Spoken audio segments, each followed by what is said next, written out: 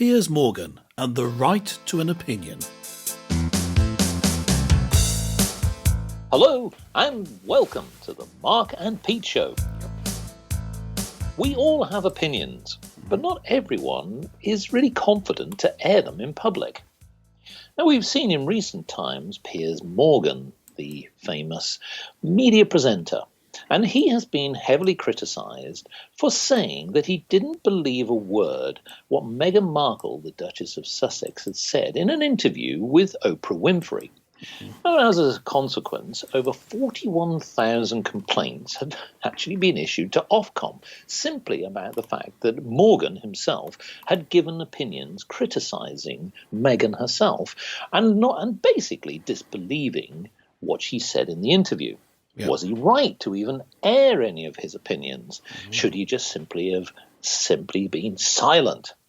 Well, the thing is that Piers Morgan himself is the epitome of a man with opinions, and we like that on the Mark and Pete Show. Yeah. But the fact is that now we see him and now we don't. The opinion of Piers to all of his peers appears to everyone's worst fears. For years he bored people to tears, then Piers just disappears. Clergyman Pete, I ask you, can we now have an opinion anymore? Well, I think what Piers Morgan has found, by the way, I don't think he's disappeared for long, but what Piers Morgan found, I think, is that, you can have an opinion just so long as it's the right opinion. And I think what there is there's a window of acceptable belief. It's often called the Overton window. It's basically a range of beliefs that is now acceptable in polite society. There are certain gatekeepers to what these opinions would be. We now might say, yes, it's big TV broadcasters like the BBC and Sky, has certain the major newspapers, and I suppose big tech, so the social media companies, and also Google, I suppose. But these people seem to have broadly similar views on most things, and if you go outside of that window of acceptable belief, you're out. And it seems that Piers Morgan strayed outside that because he disagreed with, he disbelieved, didn't trust someone who you have to believe. And I'll just briefly say what I mean by that, and that is that there were certain groups of people who are now in a position that you've got to at least pretend that you believe them. And broadly, that's women, but it's women, it's not women generally, it's women who also have this same range of belief. I mean, if you had a very conservative woman, for example, you could disbelieve them, that would seem to be acceptable. But if it's someone who has that belief, then who has broadly within the range of beliefs that respectable society can have. It's a woman, you must believe it, and a black woman. So Meghan Markle was playing on that. Piers Morgan didn't believe her. Now, I say playing on that because a complaint was made about Piers Morgan to Ofcom on her behalf about what he said, which I think is why he was out the window. Well, now we're not saying necessarily that we like Piers Morgan's style. We are not saying that. No. We are definitely not saying that. What we're saying here is about the right to an opinion.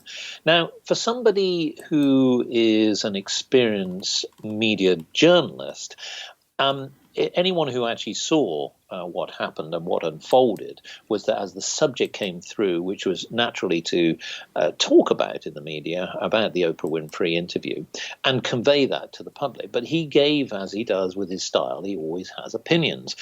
And what was interesting here is that perhaps he clumsily positioned his views. And what was really probably the thing, as you quite rightly say, it's of an emotive subject. There was a race issue here. Many people were concerned about how it was interpreted about what he was attacking here. If you disbelieve somebody, especially somebody who might be perceived to be in authority, then you have to be very careful. I would say that maybe Piers Morgan is smart enough to know that he might appear on another well-known channel, perhaps that's emerging in the future. But the point here is that there is the concern that if you are not able to have an opinion, you have to, if you're bringing an opinion to the table, you have to come with evidence, you have to normally come with something of substance. But are we now going to get to the situation where there are certain taboos that might suddenly start to be introduced into our conversation, and whether that be on media, whether that be in the workplace? Because at the same time, the counter to this was to have openness, have the ability to talk about a subject, whatever the subject may be, as long as you come with some kind of intelligence to the conversation. And I think that when we think about the Meghan situation, race was really very much at the heart of the matter, as well as one or two other subjects, which we're not going to dwell on because we're going to move on to this. But what concerned me wasn't so much about what Piers Morgan said. It was the concern about the fact that Meghan and Harry wanted to really talk about the intrusion into their lives, the issues that the media were presenting, and the privacy. And yet, they chose to go in front of the biggest spotlight in the world, which is over Oprah Winfrey, who happens to be, as we know, a very successful and a good interviewer.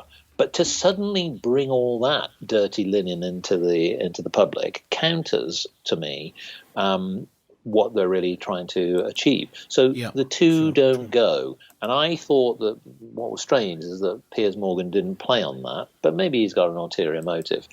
So when we come back to opinions, is it that their authority, whether it be about the Queen, royal family, whether it be about government policies, maybe, is it now that we have to be very, very careful and just toe the line and just accept that that's the way that we can't challenge? In many ways, we've seen that in regimes in the past, and we've seen what's happened there. We don't necessarily need to dwell on those, but we've seen regimes that come in and they become almost like dictators, and they control states, and unfortunately, if you go against the mantra of the ministers or those leaders, it can backfire.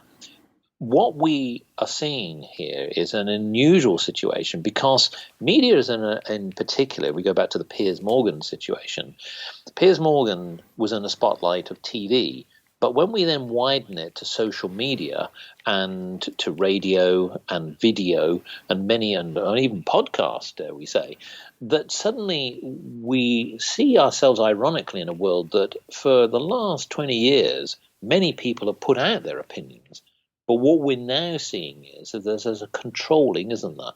Where if you have a certain channel and if you have a certain subject line, you can be shut down. You can be taken away. We saw this with Donald Trump. And Donald Trump, as we know, was taken off Twitter. Now, he had opinions. Many people didn't like it. Many people didn't like his rhetoric. But should that have been the right of those broadcasters or platforms to suppress commentary? So, Clergyman Pete, I ask you now then, are we ironically in a society where technology is enabling us to communicate with anyone in the world? And now suddenly we're starting to see that the control is becoming a very strong controlling force. Is that something that you're worried about, or are you just seeing it as a moment in time? Well, just to comment on this, what I'd say is there was a recent survey which showed that 50% of people in England and Wales believe they now had less free speech than they did previously. There wasn't. I don't think it was a set time. Do you now think you have less free speech than you did? And the answer is 50%. Now that's interesting. With the growth of social media, you'd think, oh, we've got more free speech. We can just say what we like and broadcasting out to all our friends. But no, in fact, people are feeling they've got less. Now, I think what we had though was we had a brief period during the youth of the internet when you could broadcast your opinions around and you weren't going to get criticised. It was a sort of sense of freedom.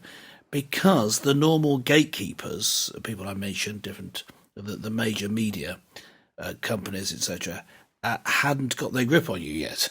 So now I think it's more of a return to normal. However, what is acceptable has changed, and it's changed so quickly, maybe through this, through the fact that social media means that we're more interconnected than we were, such that now, yes, that people are not coping with the change. Yeah. Let's just go back to that example. I know we've moved away from it as being the whole topic, but go back to the example of Piers Morgan criticising someone who had criticised the royal family. Not so very long ago, he would have been lauded for his defending the royal family. Yes. And so the range of acceptable opinion has changed. However, here's a bigger problem that has arisen. Yes, there appear to be this range of possible beliefs that you can have, range of possible opinions. It's not you can't have an opinion, but there's a certain range that you can have in polite society, and you're not really allowed to express them otherwise. There's two problems. One is there used to be a concept of free speech in Britain, but because of the rise of this idea that I said at the start, that certain groups in society, in fact, you can divide anyone into, put them in a pigeonhole these days, certain groups of society need to be protected, and any sort of criticism of them is hate speech. Once you've done that, then there are certain opinions that are out of bounds, which are genuine opinions, and that are seen as not acceptable. Then, if you're on top of that, you have this loss of the idea that free speech is something that you aspire to because of a change in the views of society as a whole. Then you get the possibility of what's sometimes called cancel culture. That is, certain people are persona non grata and they cannot be allowed even to work. And you'll get people lobbying for people in the media to lose their job, or for podcasts to lose their sponsors. Our podcast doesn't have a sponsor, by the way, so don't try it. But we're open to it. We're happy. But that's the point. I mean, I see it's the two things. One is that there's such a thing as closing someone down, as such a thing as hate speech. Yeah. You lost free speech. If free speech doesn't include the right to offend other people, it's not actually free speech. And then there's the fact that, as I was saying, that the range of acceptable opinion has changed. So the two things together mean that people get caught out, like Piers Morgan. But many people can get caught out because there's one final thing that I would say. There's an additional thing, and that is this range of belief has been set not by the majority of people, but by a smaller minority of people who have much heavier influence than they should have due to their numbers, just from their position in media companies, etc. Well, interestingly, Prince Harry, during the interview, told Oprah Winfrey that the UK tabloid press, and he was very, very targeted there, was bigoted and creates a toxic environment of control and fear. Correct. And that may be the case, and in which case then it comes back to how you shape the story, the narrative that is told to the public. And if that is the case, then that does suppress intelligent conversations, debate, and the ability to be able to follow your cause. And if that cause doesn't align with, as you say, a state opinion or even a political opinion or anyone else's view who is in a controlled environment or has influence or power. And is it really then that we come back to the bigger question, which is are we now really reaching the point where there are taboos? And what are those taboos? Is it that really you just basically can't challenge those people who are in authority? Now, that could be authority of the media, press. It could be the authority of government or authority of somebody who's very powerful in business. So I ask you, Cledger and Pete, is that something that we should be concerned about? Or again, is this just something that is just a blip again? We've seen this many, many times through history.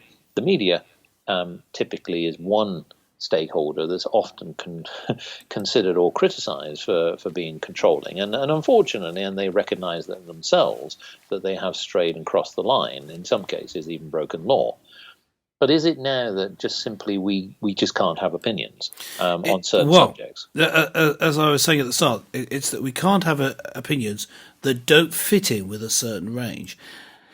And as I was also saying, this has shifted, and so older people like ourselves are going to get caught out maybe by having opinions that they haven't changed, or that we haven't changed to fit in with the latest trends. But of greater concern to me is the fact that there's a certain political theory which is at the heart of a lot of the changes, including the fact that you're not allowed certain opinions, that seems to have come from a sort of manipulation of the society in which we live, in line with the idea of cultural Marxism. That's to say, a deliberate change, a deliberate move by communist countries, initially the USSR, of paying for people to set up professorships, etc., where they inculcate certain ideas.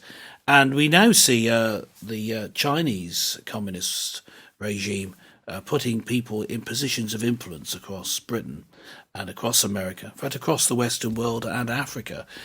We find a deliberate manipulation of the culture in order to weaken it, because this free speech and, along with that, free trade has been the great strength of Western countries. That's what's made them strong. These sort of what you might loosely call a liberal democracy, they can become very wealthy because of the free trade, free sharing of ideas. The best ideas rise to the top and that sort of thing. They also tend to be stable in that they don't go at war with other liberal democracies. It's never happened. So when those two together means you're going to be winning out against controlled economies, controlled societies like China and Russia. But if they can manage to change the societies in which we live, like Britain and America, to lose their confidence in free speech, to lose the very strengths that they had, then of course you've lost your competitive advantage. Now, this isn't some sort of great big conspiracy. That is what's been happening. The question is the degree to which that influence has actually had an effect. I would say that because it's been happening for so long, if you, gentle listener, have been to university or some sort of higher place of learning, just think about what the majority view was. Were you happy with it? Did it seem a lot more left-wing than you thought everyone was? I mean, did you change your views during that time? Because the pressure to change is quite intense. Yes. Once you get to that age group, which is why, Christian evangelism, a lot of it focuses on the universities as well. So, I'm not saying it's a one-way street. Others do it as well. I've been involved in it, in trying to influence people. But it's this unrecognised bias towards being left-wing, large government, and actually anti-Christian as well, inevitably. It's because it's unrecognised. It's seen as that's not an opinion. That's true. And all these other opinions are actually evil. So that's what I think has happened. There's not just been a closing down of the range of opinions that are available to you to have in polite society. The view of your opinions has changed such that those are hateful opinions. Well, I think we should put things also to the other viewpoint, yes, which is from a business perspective, the media will generate a lot of money. Opinions are really at the foundation point of everything they do. Sensationalism may be in some cases, and in fact, unfortunately, in some cases, it's also been distorted. But the actual interview that took place with Meghan and Harry sparked scrutiny of the media, and particularly its role around race. And that was also a critical thing. Now, the media themselves, in their defence, have said, like the Daily Mail, for example, and the owner-associated newspapers, and it's reported to have written to Viacom CBS, who were the makers of the interview, now, to complain that there was deliberate distortion and doctoring in a misleading montage of British newspaper headlines that was used in the programme. So the point that they're saying is there is another story. Essentially, is how their message was conveyed, twisting what the media had said, Yes. and how they were portrayed. Hence the irony. So it's media versus media in that particular case. Yes. Now, I do agree that context is everything, but it's interesting, isn't it? That we think about having an opinion. So let's face it, the media themselves have opinions. They often align themselves with political causes. They may back in political elections a particular type of party. And in Britain in particular, you might argue that a lot of them are very biased towards the Conservative Party, although there are those that back the Labour Party and so on. But the point here is it's about opinions. And we're never going to get away from it, ironically. But I think when it comes to the individual, I think we're in a society where you have to now be much more careful about the forum in the way that you give your opinion. I think there was a time 5-10 years ago where we thought free speech, and through various platforms and the proliferation of all these social media platforms, that it was much easier to air your concern or your view. But now I think it's, as we've seen through Twitter, through Facebook, through legal cases, and many other things that people have said in the media, that you now have to really conform. If you don't, then the likelihood is you'll be challenged, or in some cases, you can actually even be fined. And we've seen that. So the media actually have sort of got their cake and eat it in that sense, in the sense that you have to conform to a view. Whilst ironically, your view could be headline news. Yes, yeah. Just before we close out this subject, close out this episode, I just wanted to point out, people may be wondering, in Britain, is there freedom of speech? There isn't, like the First Amendment to the Constitution, like in the United States of America land. But in the Bill of Rights in Britain, there is a right to freedom of speech. Yes. But only in Parliament. There is no right to freedom of speech guaranteed for your normal citizen. There is a tradition, and therefore, because of in British law, precedent is very important. There's a tradition that there is freedom of speech at Hyde Park Corner, and there are actually other places which are speakers' corners. In fact, I live in Wallasey, in the northwest of England, and on the banks of the Mersey, there is a little place. It's got a little plaque on it saying this is a traditional speakers' corner. No one ever makes use of it like that, because there's not many people going past there anymore. But it used to be a place where the ferries docked, so it was a good place. So there are places like that where traditionally you can speak out, but there's no law backing that up. So if it were challenged now, I don't think you get away with it, apart from possibly that one at Hyde Park Corner in London, which has become so famous for it. But there is only a right, really, to freedom of speech in law for MPs actually in Parliament giving their speech. So when it comes to whether you can give opinion, it really does come down to who are the gatekeepers and who are letting you have that opinion. Yeah. And so we are, Mark and Pete would say, we want to continue to have our opinions. If you want us to continue to voice alternative views, then all you need to do, you don't need to give us any money. All you need to do is subscribe to the podcast. Make sure that you share this and other episodes you're interested in to your friends. Get our voice out there, because as you can see, alternative versions of the official truth may be getting hard to come by as time goes on.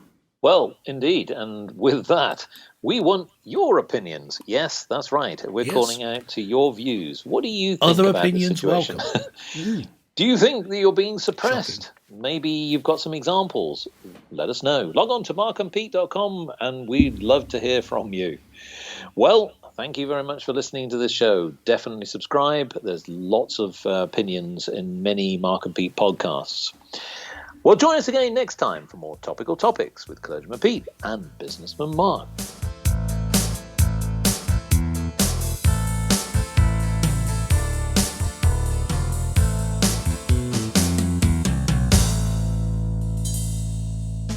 Well, that's your opinion.